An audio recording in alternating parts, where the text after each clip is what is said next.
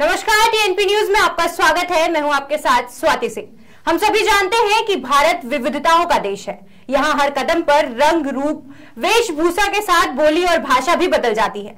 लेकिन इसी विविधता को दूर करने के लिए संविधान का निर्माण हुआ।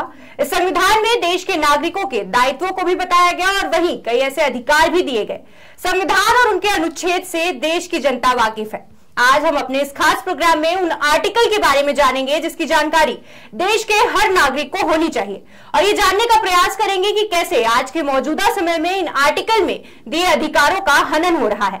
इन कानूनी प्रक्रिया और इन अनुच्छेद के सभी पहलुओं को बताने और इस पर चर्चा करने के लिए हमारे साथ स्टूडियो में मौजूद है सुप्रीम कोर्ट के अधिवक्ता हेमंत शुक्ला जी। सर, आपका स्वागत है टीएनपी न्यूज में। नमस्कार सर, आज हम 3 आर्टिकल पर चर्चा करेंगे। आर्टिकल 39A, आर्टिकल 21A और इसके साथ ही 42वें संशोधन द्वारा 39A आर्टिकल को जानने की कोशिश करेंगे। तो सर, मेरा सबसे पहला सवाल आपसे यही है कि ये जानना चाहेंगे कि आर्टिकल 39A क्या है। देखिए, सबसे पहले तो मैं टीएनपी न्यूज का साधुवाद ज्ञापित करूंगा कि आज उन्होंने इस विषय को उठाया है और समान रूप से जो भारत देश है ये गणराज्य है और इस गणराज्य में प्रत्येक व्यक्ति के, प्रत्येक नागरिक के जो अधिकार हैं वो अधिकार उसको कानूनी समानता के अधिकार भी प्रदान करते हैं। तो आर्टिकल 39A जो है ये 42वें संशोधन द्वारा संविधान में इसको शामिल किया गया था और इसके बाद में ये व्यापक व्याख्या करता है इस बात की कि भारत गणराज्य में रहने वाले प्रत्येक नागरिक को समान कानूनी अधिकार होने चाहिए। यदि उसके पास कोई कानूनी विकल्प नहीं है तो उसे कानूनी सुविधा मुहैया कराने का जो अधिकार है या उसका जो कर्तव्य है वो राज्य का होता है। तो राज्य के माध्यम से उसे कानूनी अधिकार निश्चित रूप से मिलने चाहिए। सर, इसके साथ ही ये जो अधिकारों की हम बात करते हैं तो इसमें हम ये जानना चाहेंगे कि इनमें ऐसे कौन कौन से अधिकार हैं जो इस आर्टिकल के थ्रू जो है भारत की जनता या भारत के नागरिकों को मिलते हैं। देखिए, वर्तमान समय में भारत में जो न्यायिक प्रणाली है यह न्यायिक प्रणाली एक जटिल न्यायिक प्रणाली है और जटिलता के साथ साथ में एक खर्चीली न्यायिक प्रणाली है।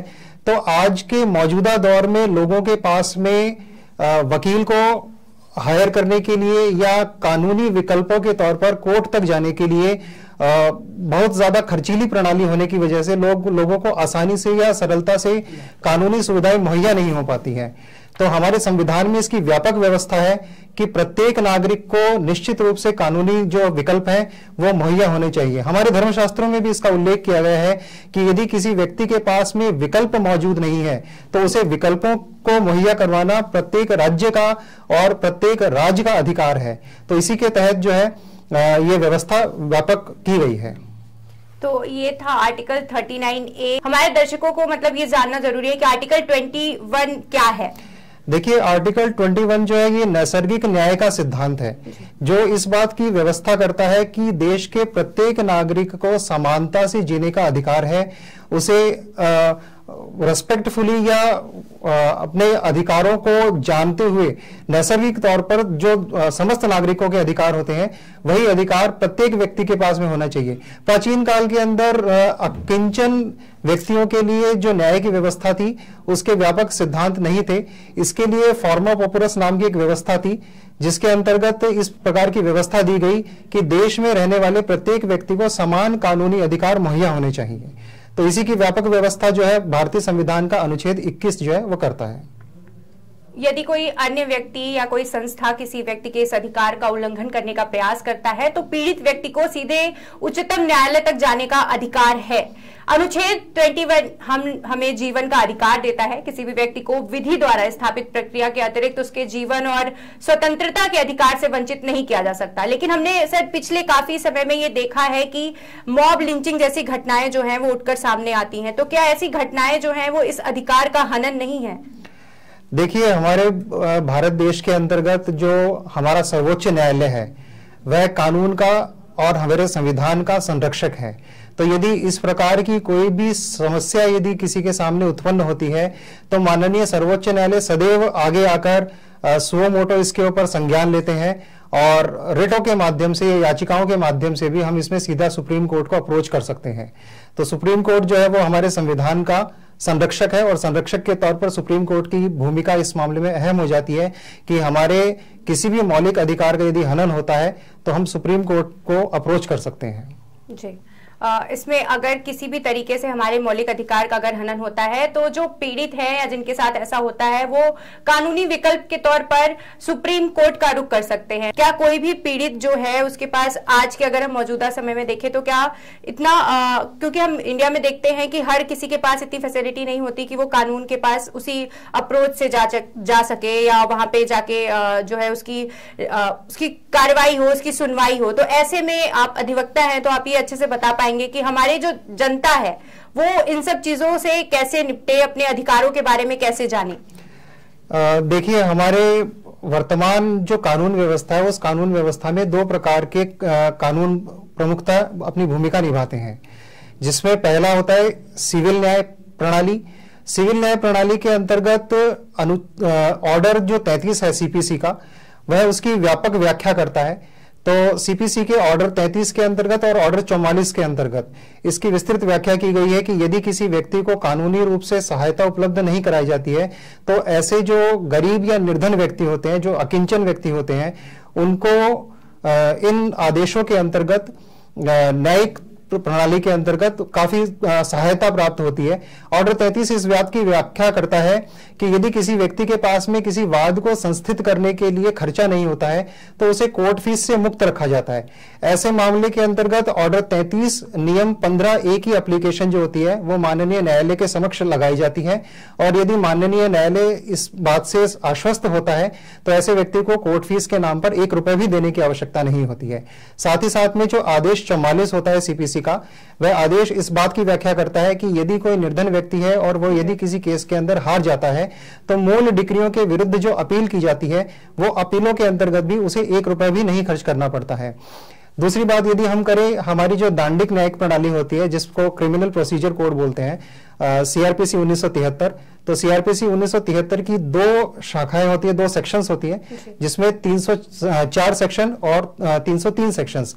तो 303 सीआरपीसी ये बात का व्याख्या करती है कि प्रत्येक व्यक्ति को अपने केस में अपनी प्रतिरक्षा करने का अधिकार होता है, और 304 इस बात की व्यापक व्याख्या करता है कि प्रत्येक व्यक्ति को अपनी मनपसंद का जो अधिवक्ता है या वकील है वह मुहैया हो।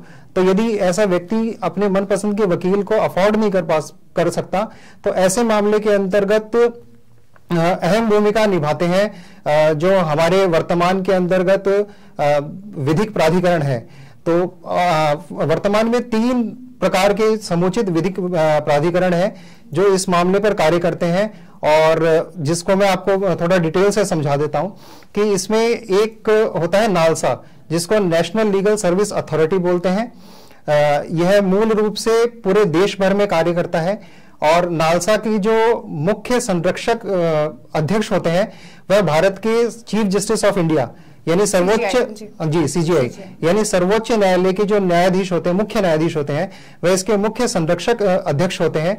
इसके साथ में सर्वोच्च न्यायालय के जो एक रिटायर्ड जज साहब होते हैं वो इसके अंदर कार्यकारी अध्यक्ष के रूप में कार्य करते हैं, और इसके अलग अलग मेंबर्स होते हैं जो सेशंस कोर्ट के भी या हाई कोर्ट के भी जो अध्यक्ष होते हैं, जो रिटायर्ड जुडिशियल ऑफिसर्स होते हैं, वो इसके सदस्यों के रूप में भी कार्य करते हैं। इसके बाद में जो स्टेट के ऊपर यानी समूचे भारतवर्ष में जितने भी राज्य हैं उन राज्यों के लिए राज्य विधिक प्राधिकरण होते हैं, और इसका भी जो सारभूत ढांचा होता है वो उसी प्रकार होता है कि जिस भी राज्य के जो हाई कोर्ट होते हैं, हाई कोर्ट के जो मुख्य न्यायाधीश होते हैं वो राज्य विधिक प्राधिकरण के संरक्षक अध्यक्ष के रूप में कार्य करते हैं। उस हाई कोर्ट का जो रिटायर्ड जज होता है वह उसके कार्यकारी अध्यक्ष के रूप में, और अन्य सदस्यगण कार्य करते हैं। इसी प्रकार जिलों के अंतर्गत या तालुक के अंतर्गत जो सेशंस कोर्ट के डीजे साहब होते हैं, डिस्ट्रिक्ट जज साहब होते हैं, वह डिस्ट्रिक्ट जज साहब उसके कार्यकारी संरक्षक के रूप में, और उसके अन्य जो सदस्य होते हैं वे उसमें कार्य करते हैं। इसमें साथ ही एक मेंबर सेक्रेटरी का अपॉइंटमेंट भी किया जाता है जो डिस्ट्रिक्ट जज साहब भी करते हैं। तो मेंबर सेक्रेटरी साहब जो होते हैं वो मूल रूप से विधिक सेवा प्राधिकरणों के अंतर्गत कार्य करते हैं। वर्तमान के अंतर्गत विधिक सेवा प्राधिकरणों के ऊपर काफी पैनल्स के अंदर जो एलएसीज होते हैं वह एलएसीज होते हैं, तो उन एलएसीज के माध्यम से जो गरीब व्यक्ति होता है वह कानूनी तौर पर निश्चित रूप से सहायता प्राप्त करता है। तो ये ऐसी सर ने बताया जैसा कि 3 ऐसे फैक्ट हैं जिनसे जो भी पीड़ित हैं, जिनके भी मौलिक अधिकारों का या उनके अधिकारों का हनन होता है, वो इन 3 प्रोसेस से गुजरकर कानूनी प्रक्रिया जो है मदद ले सकता है कानून की इसके जरिए। इसके साथ ही अब हम एक बार चर्चा कर लेते हैं भारतीय संविधान के 42वें संशोधन के बारे में और इस संशोधन के जरिए 39A के बारे में। सर, सबसे पहले तो दर्शकों को ये बताएं कि भारतीय संविधान के 42वें संशोधन कब हुआ था और इसे किसने किया, और इसको लेकर अभी तक मतलब ये कहा जाता है कि ये सबसे ज्यादा विवादास्पद संशोधन इसे बोला जाता है, तो ऐसा क्यों है? देखिए, भारतीय संविधान का जो 42वां संशोधन है, इसको मिनी कॉन्स्टिट्यूशन ऑफ इंडिया भी कहा जाता है, क्योंकि इसके अंतर्गत व्यापक अमेंडमेंट्स किए गए थे कॉन्स्टिट्यूशन के अंतर्गत। और इसका जो महत्वपूर्ण आर्टिकल है वो आर्टिकल 39A ही है, जो इस बात की समुचित व्याख्या करता है कि प्रत्येक व्यक्ति को, प्रत्येक नागरिक को जो भारतीय गणराज्य के अंदर निवास करता है, उसे कानूनी रूप से न्याय पाने का समान अधिकार प्राप्त होता है। मैं आपको थोड़ा सा और जो डीएलएसएस है उनकी कार्यविधि के बारे में आपको बता देता हूं कि इसमें क्या होता है कि मूल रूप से कैटेगराइज कर दिया गया है। कोई भी यदि महिला होती है, महिला चाहे किसी भी वर्ग की हो, तो उन महिलाओं को इसके अंतर्गत बिल्कुल निशुल्क जो कानूनी सुविधाएं होती हैं वो मुहैया करवाई जाती हैं। आपको सिर्फ अपना आधार कार्ड और अपनी एक पासपोर्ट साइज जो फोटो होती है वो विधिक सेवा प्राधिकरण के अंतर्गत ले जानी होती है और उसके बाद में आपको वहां से आपकी मनपसंद के अधिवक्ता प्रदान कर दिए जाते हैं। इसके साथ ही जो विधिक सेवा प्राधिकरण है, ये आपकी काउंसलिंग के कार्य भी करवाते हैं। तो सामान्य रूप से सोमवार का दिन जो होता है वो काउंसलिंग के लिए नियुक्त किया जाता है और उस दिन यदि कोई विवाद ऐसा लगता है कि जिस विवाद को कोर्ट तक ले जाने की आवश्यकता नहीं है, तो उन्हें काउंसलिंग के माध्यम से भी निपटान करवा दिया जाता है। साथ ही साथ में जो सीनियर सिटीजन्स होते हैं, उन सीनियर सिटीजन्स को और जो जनरल कैटेगरी के पर्सन्स होते हैं, उनको 3 लाख रुपए तक यदि उनकी वार्षिक आय होती है, तो एक एफिडेविट के ऊपर वो अपना जो इनकम एफिडेविट होता है उसको यदि डीएलएसए में या जो भी विधिक सेवा प्राधिकरण होता है उसमें यदि पेश करते हैं, तो उन्हें भी मुफ्त रूप से एलएसीज के माध्यम से कानूनी सहायता उपलब्ध करवाई जाती है। इसके अलावा वर्तमान समय में जो विधिक सेवा प्राधिकरण है वह काफी बढ़ चढ़कर आजकल काम कर रहे हैं। अभी जो नवरात्रा का सेशंस चल रहा है, तो नवरात्रा के सेशंस में मैंने बहुत जगह देखा है कि विधिक सेवा प्राधिकरणों ने मंदिरों में भी हेल्प डेस्क स्थापित किए गए हैं, ताकि वहां आने जाने वाले व्यक्तियों को भी यदि अपने बिल्कुल यदि अपने अधिकारों के प्रति वो जागरूक नहीं है तो उन्हें अपने अधिकारों के प्रति जागरूक किया जाता है। यदि हमारी कोई माताएं बहनें ऐसी होती हैं जो विकल्प के अभाव में जिनको न्यायिक व्यवस्थाएं प्राप्त नहीं हो पाती है, तो उन्हें न्यायिक सुविधाएं जो होती है उपलब्ध करवाई जाती है, उसके बारे में जानकारी दी जाती है, उन्हें अवगत करवाया जाता है। मतलब अगर हम साफ शब्दों में कहें तो 39A जो है वो प्रत्येक नागरिकों को उनके अधिकार के बारे में बताता है कि उनके अधिकार, उनके कानून क्या है, उनके अधिकार हैं। सर, चलते चलते मेरा आपसे आखिरी सवाल ये है कि आज के समय में हमने ये देखा है कि हमें और आपको मतलब ये चीज की नॉलेज है, आप अधिवक्ता हैं तो आपको ये पता है, लेकिन अगर सामान्य स्तर पे देखें, हम एक छोटे कस्बे या गांव में देखते हैं, तो अगर वहां पे ऐसा कुछ होता है तो लोगों को कानूनी प्रक्रिया के बारे में नहीं पता, उनको अपने अधिकारों के बारे में नहीं पता। तो एक अधिवक्ता होने के नाते आपका क्या सुझाव है कि इसको और किस सरल जो है एक भाषा में उन तक ये पहुंचाया जाए, इस पे आप क्या कहेंगे? देखिए, प्रत्येक गांव में, प्रत्येक जिले में जो जिला कोर्ट होती है, जिसको सेशंस कोर्ट भी बोलते हैं, उस प्रत्येक सेशंस कोर्ट के अंदर विधिक सेवा प्राधिकरण केंद्र बने हुए होते हैं। तो यदि किसी भी व्यक्ति को जो गरीब कैटेगरी के अंतर्गत आता है या ऐसा कोई व्यक्ति होता है जो बाढ़ से पीड़ित हो, अकाल से पीड़ित हो, सूखे से पीड़ित हो या इस प्रकार की जो आपदाएं होती है उनसे पीड़ित हो, महिला वर्ग हो, सीनियर सिटीजन वर्ग हो या समाज का सताया हुआ वर्ग हो, तो यदि वह अपने जिले की सेशन कोर्ट के अंदर जाता है और वहां विधिक सेवा प्राधिकरण के बारे में पूछता है, तो विधिक सेवा प्राधिकरण के माध्यम से उसे मनवांछित अधिवक्ता की प्राप्ति हो सकती है।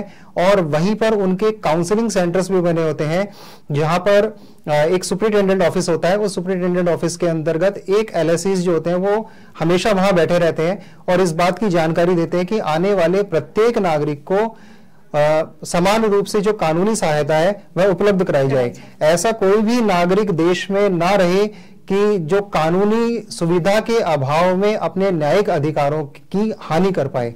तो इसलिए विधिक सेवा प्राधिकरण इस मामले में बहुत बढ़ चढ़कर पार्टिसिपेट करते हैं और आजकल तो हेल्प डेस्क भी स्थापित करते हैं। तो वो हेल्प डेस्क जो होती है वो मेलों के अंतर्गत या कोई भी फेयर्स वगैरह लगते हैं या मॉल्स के अंदर भी इस तरीके की हेल्प डेस्क होती है। तो आपको यदि किसी भी प्रकार की कोई कानूनी समस्या हो तो निश्चित रूप से अपने इलाके के सेशंस कोर्ट के अंतर्गत जो विधिक सेवा प्राधिकरण होते हैं उन केंद्रों पर पहुंचे, वहां पहुंचे हुए जो LSEs होते हैं उनको अपनी समस्याओं के बारे में बताइए और उनसे निश्चित रूप से कानूनी समाधान की प्राप्ति आप कर सकते हैं। तो सर ने हमें बताया कि कैसे आप छोटे से छोटे और बड़े से बड़े लेवल पर अगर किसी भी कानूनी प्रक्रिया की आपको जरूरत है तो आप किस तरीके से मदद ले सकते हैं, किस तरीके से आप जानकारी इकट्ठा कर सकते हैं। हेमंत जी, हमसे जुड़ने के लिए आपका बहुत बहुत शुक्रिया। अभी के लिए फिलहाल इतना ही, आगे भी हम आपके सामने ऐसे ही कानूनी प्रक्रियाओं से जुड़ी हर एक डिटेल्स लेकर आते रहेंगे। फिलहाल के लिए हमारे यूट्यूब चैनल को लाइक करें, सब्सक्राइब करें और शेयर करें। धन्यवाद।